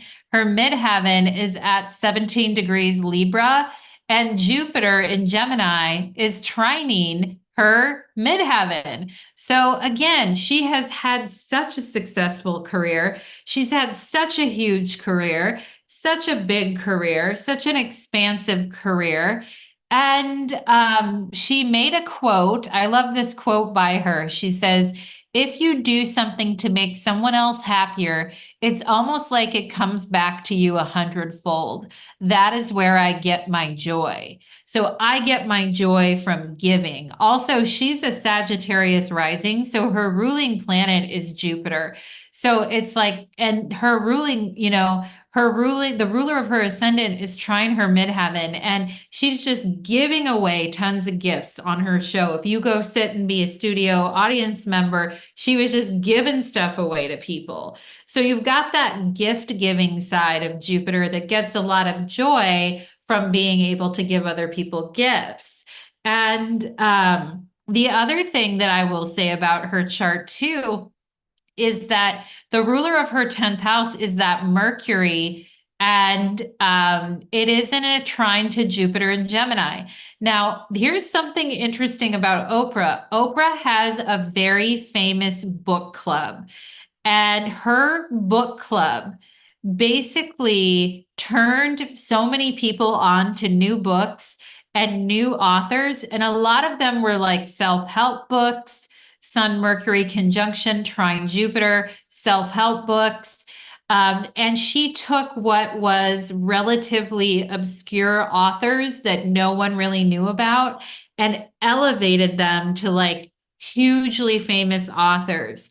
Now, over her 15 years that she had a book club, she recommended over 70 books that sold 55 million copies, you guys. This has had a huge, epic impact on writers. So she is like a gift to writers. And we can see that Mercury trine Jupiter and Gemini. Mercury is the ruler of her 10th house. Mercury is in the third house of writing, in a conjunction with the ruler of her ninth house of education and publishing. So like her ability to put writers on the map and give them an insane level of popularity that they have never experienced ever in their life is like crazy. And this is where, when we're looking for someone to come into our life and give us a break, or help us out with something, or help us be better at something, this is where Jupiter has the ability to be a benefactor, a promoter, and a sponsor of others. And so Oprah has done amazing things for writers in general. And some of you may be familiar with the writer Eckhart Tolle. And Eckhart Tolle was like a self-help author who wasn't that well known until he was on Oprah, and Oprah recommended his book, and he became this huge like spiritual teacher phenomenon. And so again, recommending authors who are spiritual teachers, Mercury trine Jupiter, Mercury in the third house. I'm recommending authors who are spiritual teachers. And now these authors are making millions and millions of dollars. And so that's where she really has done a great service to those authors in a lot of ways. Now, we know that Oprah hasn't been without her struggles. She also has Venus square Saturn. She's had trouble, with her self-esteem and her looks and, her weight and all of that. She has Sun trine Jupiter, Mercury trine Jupiter. She's a very optimistic person. And you can tell that she has that positivity that runs through her veins, but she's also had some very difficult situations in her love life, Venus square Saturn.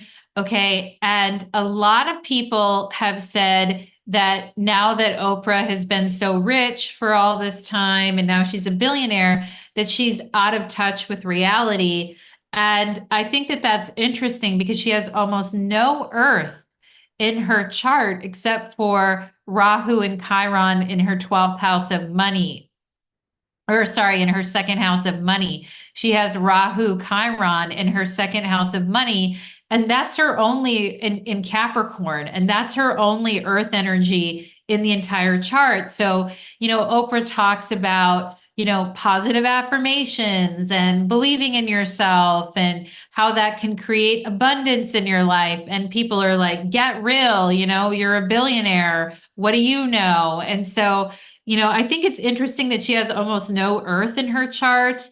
And that when she did try to seed a fund for the Maui fires, people got really upset with her because she was asking people to donate. Even though she did give 10 million to the fund of her own money, people were really pissed off. They're like, you're a billionaire, give your own money. Okay. And so, I mean, Oprah's had her issues as well. And sometimes with that high flowing Jupiter energy, it can kind of make people out of touch sometimes to other people's suffering. Even though Oprah did have a very challenging childhood and grew up poor and all of that, we see the ruler of her second house of money represented by the Saturn and Scorpio in the 12th house, like, tough money energy early on in her life.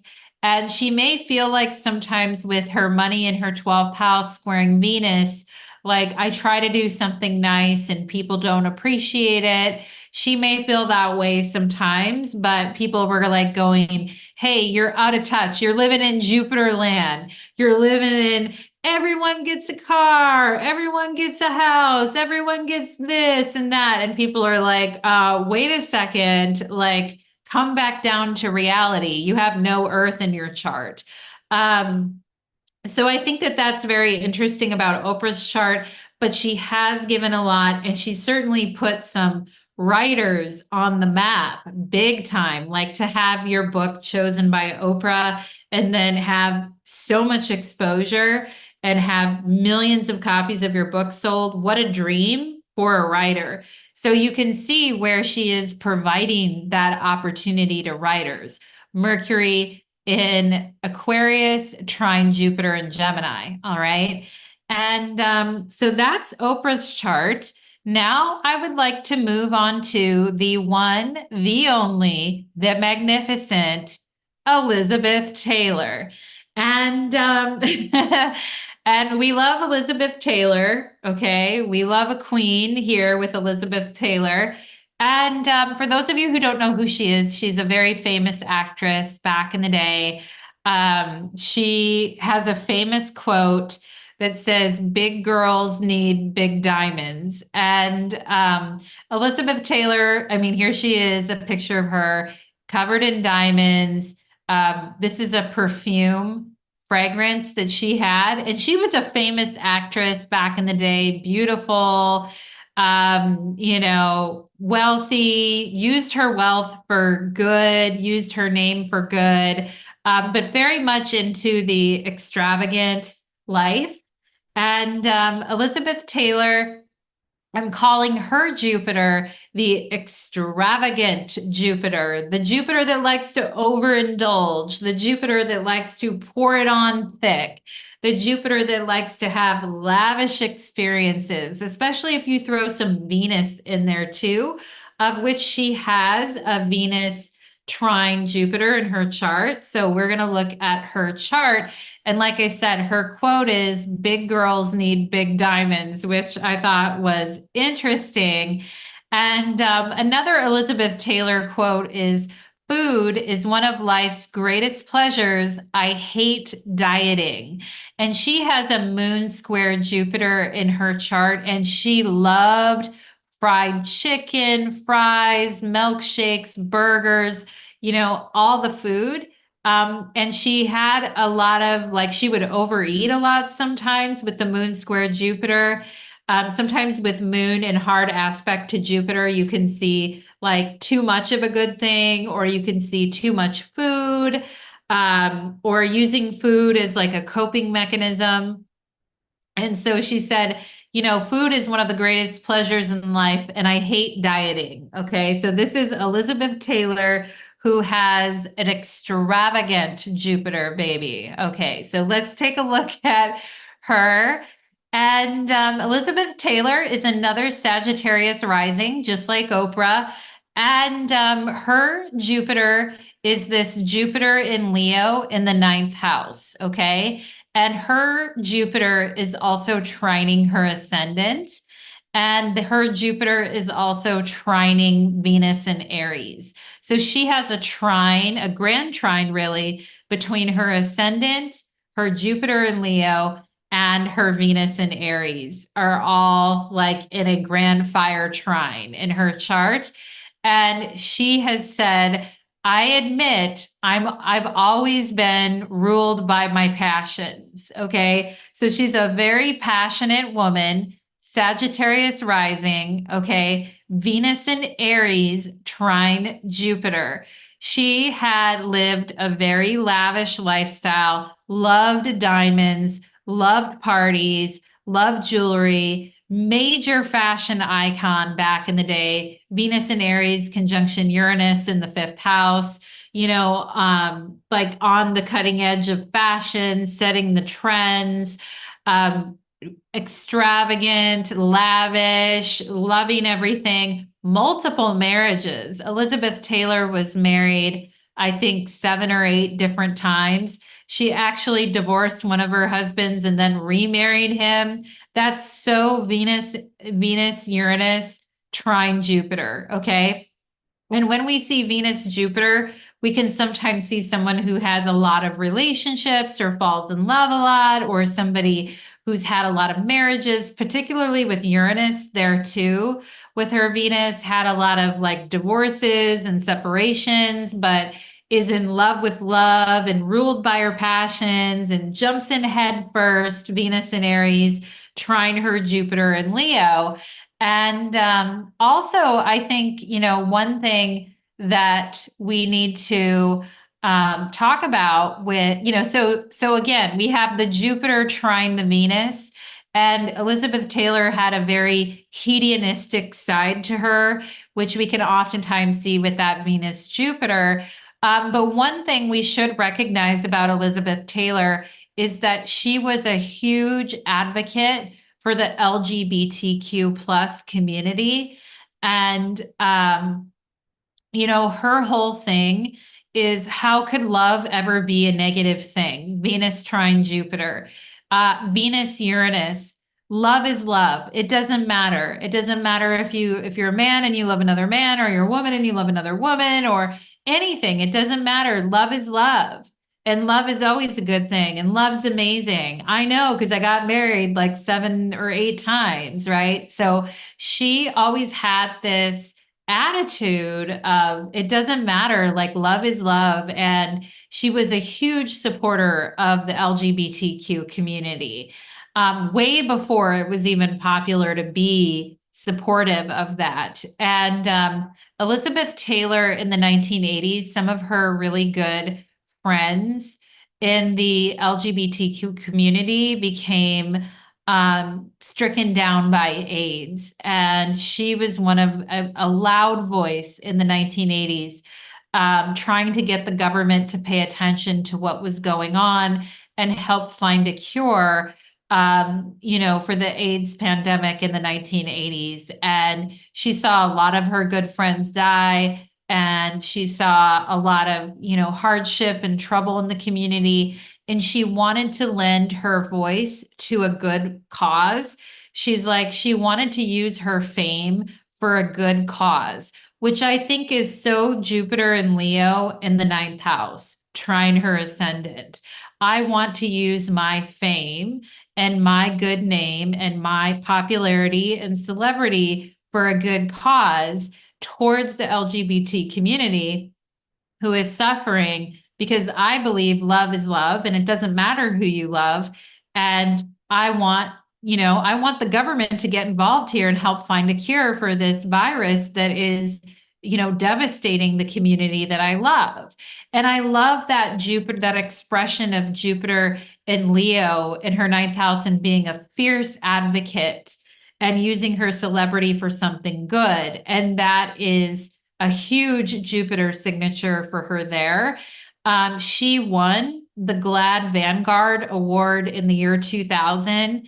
And that award is presented to allies who have made a significant difference in promoting the acceptance of LGBTQ plus people and issues.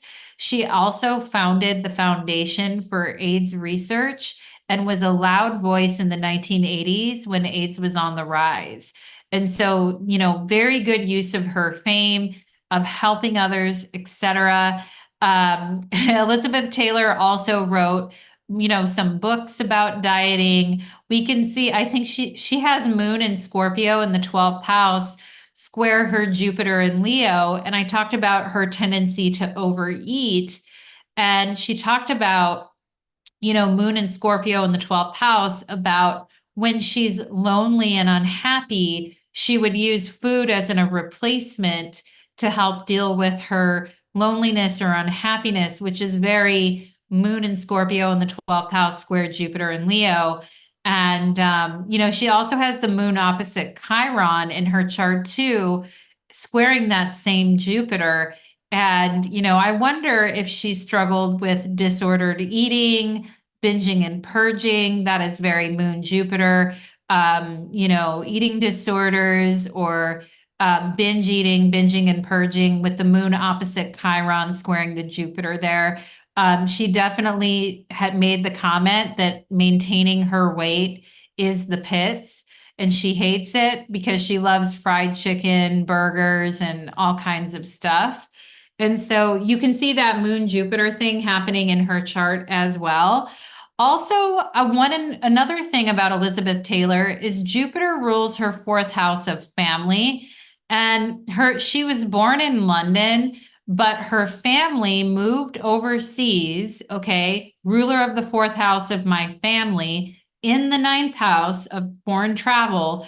Her family moved overseas and moved to Los Angeles. And because they made that very beneficial move, Elizabeth Taylor was in Los Angeles and she was at the right place at the right time to become like a famous movie star, because she was in the place Jupiter and Leo, trine her ascendant. Okay, she was in the right place at the right time when her family, ruler of the fourth house is Jupiter, moved overseas to the United States. Okay, ruler of my fourth house is in my ninth house, trining my ascendant, which opened up so many doors for her, as far as being an actress and getting her name out there. And it's probably the reason why she became a famous actress in the first place, because her family went ahead and did that move, and then that opened all those doors for her.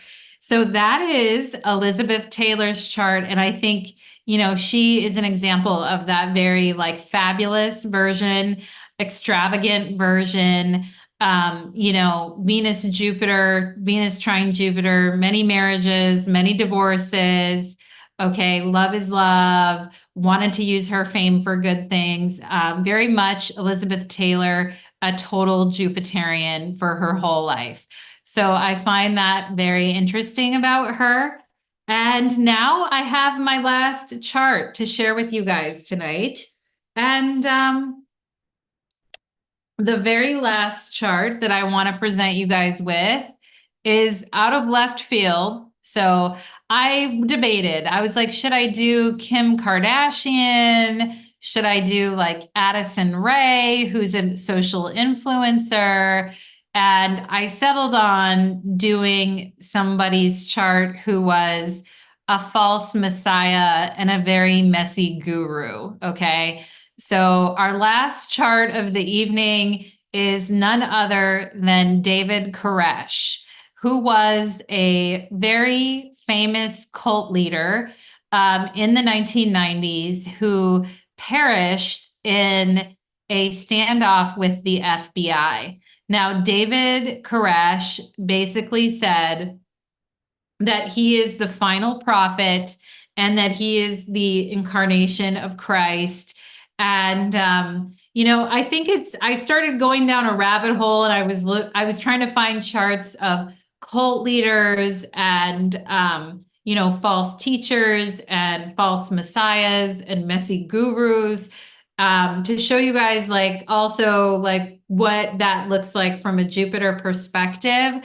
And for those of you that are interested in the topic of cults and cult leaders, I recommend checking out the chart of Reverend Jim Jones and Charles Manson and David Koresh, because they all have accurate birth times.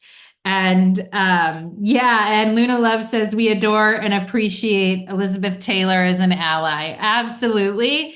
And she's such an example of like a fabulous Jupiterian. But we are going to, so now we're talking about David Koresh. And if you guys know who he is, or you remember who he was from back in the 90s, you can leave a note. It's okay if you don't, but I would put him up there with like Charles Manson and Jim Jones. Okay. And it's interesting because I quick looked at Charles Manson's chart, who was also a cult leader, and he had a Mercury Jupiter conjunction in Scorpio. And he was a very manipulative speaker and could talk people into doing things for him very convincingly. And so Charles Manson had Jupiter in Scorpio with Mercury. And what's interesting is David Koresh also has Jupiter in Scorpio. So I found that interesting. Both of these cult leaders have Jupiter in Scorpio. So I am calling this David Koresh, false messiah, messy guru. I'm calling his Jupiter a power hungry Jupiter. Okay. Jupiter in Scorpio, a power hungry Jupiter. And like I said, David Koresh claimed to be the final prophet, and he led the Branch Davidian church. He died in 1993 during an FBI Waco, Texas siege. And many times in his life, David Koresh would compete with other men for dominance over this group that he led. He was big into polygamy. There are allegations of child abuse, stockpiling weapons. David Koresh's mother had him when he was 14 years old, and he hated his stepfather. David Koresh himself fathered more than 12 children by several wives before he was killed in 1993. So we are looking at the chart of David Koresh, who claimed to be the final prophet, who is a false messiah, and had a power-hungry Jupiter. So let's look at his chart. Okay, so this is the chart of David Koresh, and you can see he has Jupiter in Scorpio in the second house of money. Right away, my eyes went to the fact that Jupiter is also squaring his sun in Leo. So he has a Sun Jupiter square in his chart, and he has Jupiter in Scorpio and his sun in Leo. Now, what's interesting about David Koresh is that he never really worked, or he didn't really have a job, but except for being this false messiah of this group. And he would demand that his followers turn over his assets over to him. And because of that, he became a millionaire. Like, he was born very poor. We can see Saturn in his fourth house there, squaring his ascendant. Like, he was born very, very poor, but he became mega wealthy, almost a millionaire, because he would have all of his followers sign over their paychecks to him and give him control, financial control of all their assets. Jupiter in Scorpio in the second house. Now, what's interesting is I was looking at some other like disgraced gurus who had birth times, and several of them had Jupiter in the second house. And I was like, okay, like, their spirituality, like for them, it's not really about, it's about money, right? It's about making money or about gaining power and control. Jupiter and Scorpio, right? Gaining power and control over other people's assets and money to serve your own ego gratification, which we have the sun in Leo squaring Jupiter and Scorpio. And with David Koresh, I really think it was one of those like cult of personality type of things. And Prem Harsha says, what if you have Jupiter as your dominant? Prem, what do you mean when you say that? Do you mean like as your dominant? Do you mean like as the ruler of your ascendant or in your first house? Or what do you mean by your dominant? I guess is what I want to know what you mean by that. And like I said, I feel like Jupiter, if you are a very Jupiterian person, I feel like you want to focus on having a good morale, having a good attitude about things in life, sharing that abundance with others, helping to increase the morale, sharing your gifts with others. If other people want to give you gifts or want to help you in some way, don't shy away from that. Let them give, because some people are like, oh, they shy away from a gift because they feel bad. And it's like, don't shy away from the gift. If somebody wants to give you a gift, oh, chart ruler, Prem is what you're saying is chart ruler. Prem, I also think we'd want to look at like what house your Jupiter is in, what sign it's in, what aspect it is making to other planets in your chart to get a better idea. And thank you for asking that question too. If Jupiter is your chart ruler, I would also say Jupiter's day is Thursday. So, offerings to Brihaspati, offerings to Guru, celebrating your teachers. If you do have teachers that you really like and love and support, or if you're a teacher yourself, how can you support yourself as a teacher? How can you have faith in your own wisdom and in your own education and teaching? If you're a Jupiter rising person, then, morals, ethics, dharma, education, all these things are quite important. But how you approach that in your life is going to depend on, the house location, what other planets you have aspecting it. Prem says you have eighth house in Cancer. Wow. I think, helping others through times of, grief, because the eighth house can definitely be a house of grief and a house of pain and a house of mystery, right? And are you what I would ask you is, are you able to be a calming, nurturing presence? when other people are going through grief in their life? And how can you help care for people when they are crossing the threshold of life and death, either literally or metaphorically?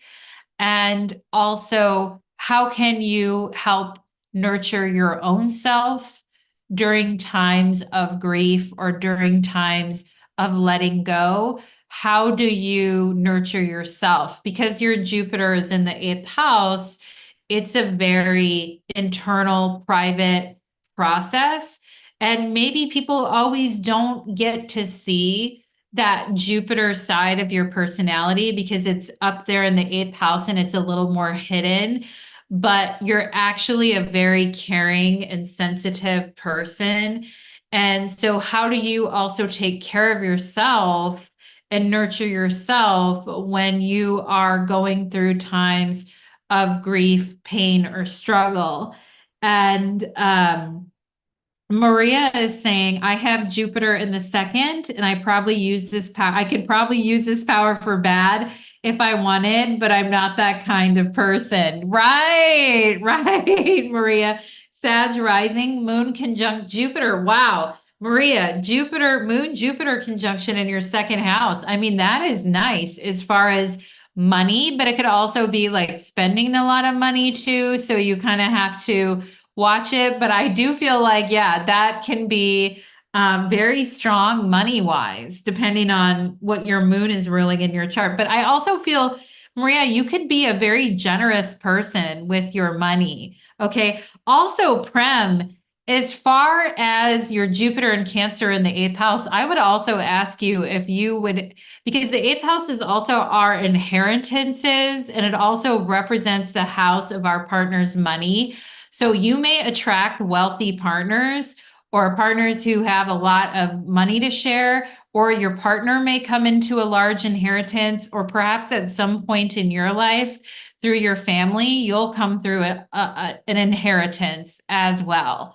Okay. So, Prem, that is something to think about. Oftentimes, when we have Jupiter in the eighth house, we can, depending on what else is going on in the chart, but we could have a partner that has good money, we have a partner that is financially abundant.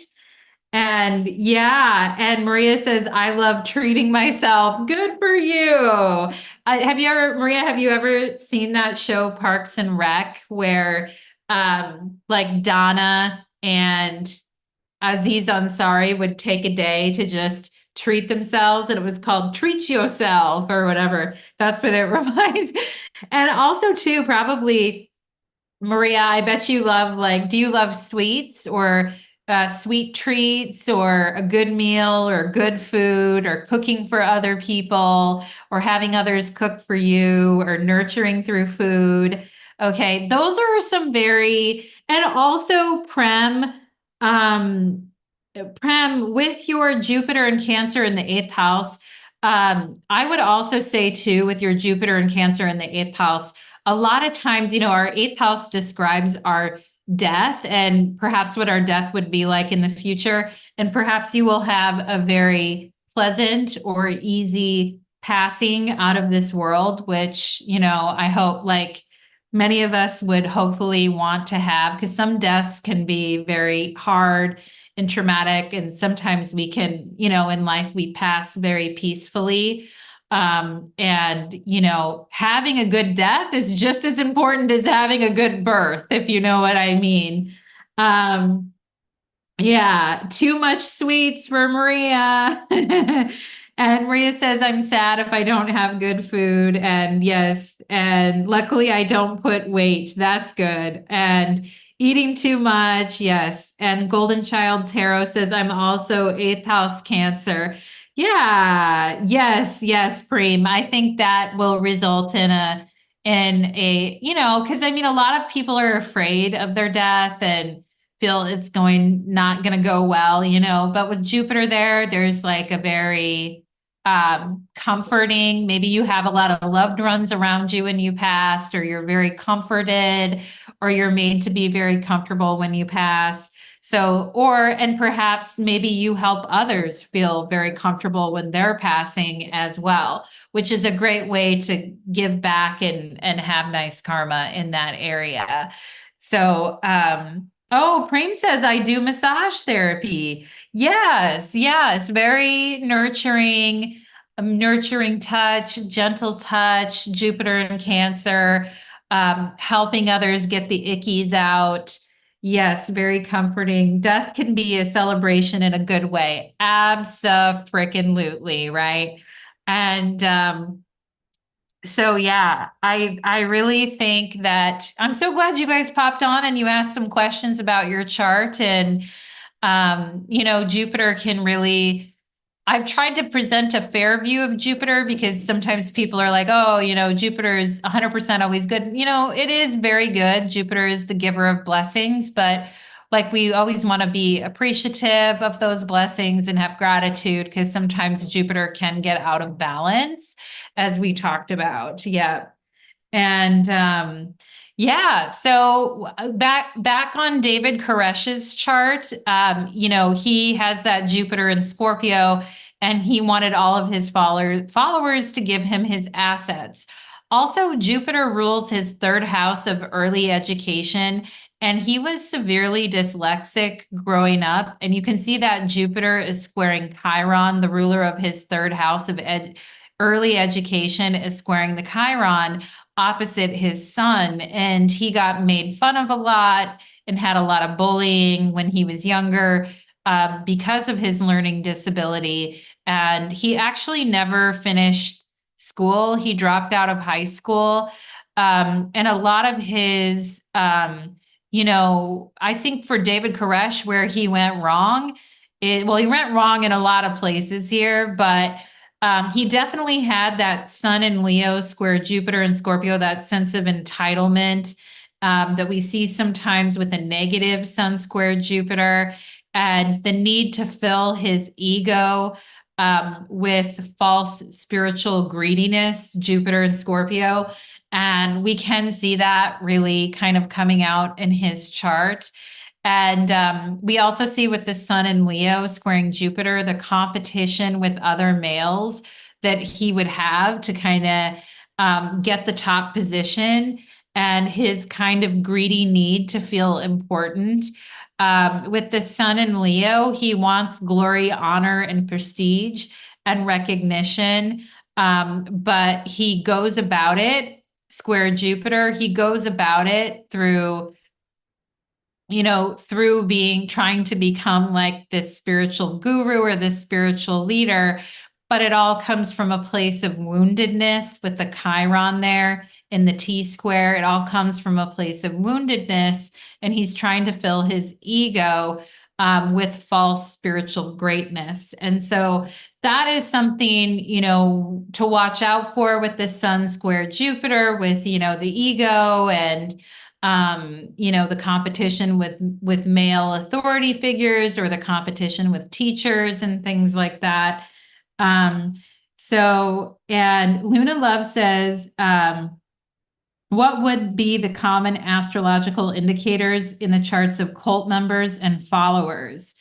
Yeah, Luna Love, that's a very interesting question. And I have to say, my family was a victim of, it's not something I talk about that much, but I was actually born into a religious cult myself, and my family was part of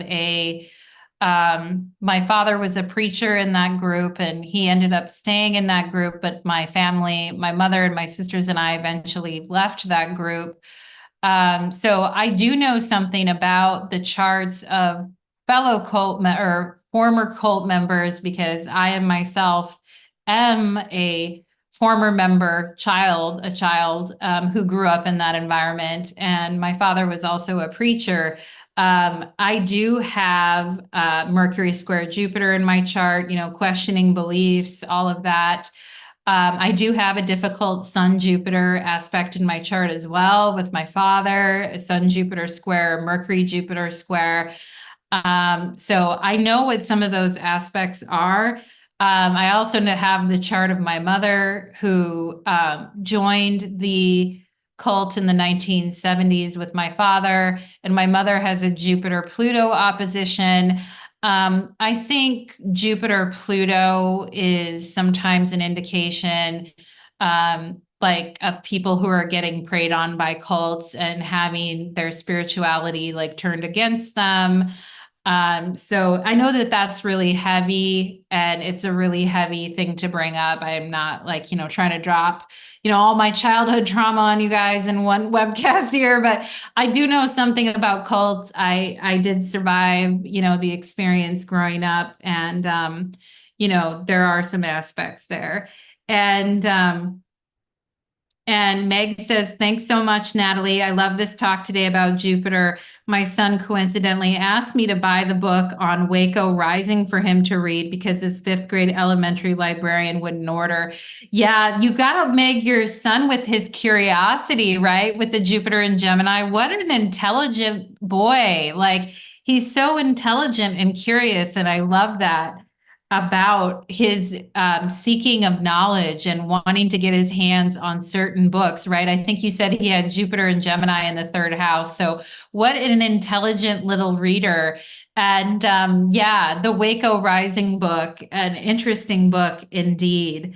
And Luna Love says, thank you for sharing, Natalie. You're welcome. You are welcome, Luna Love. I have so much more I can say about that, but it's a lot.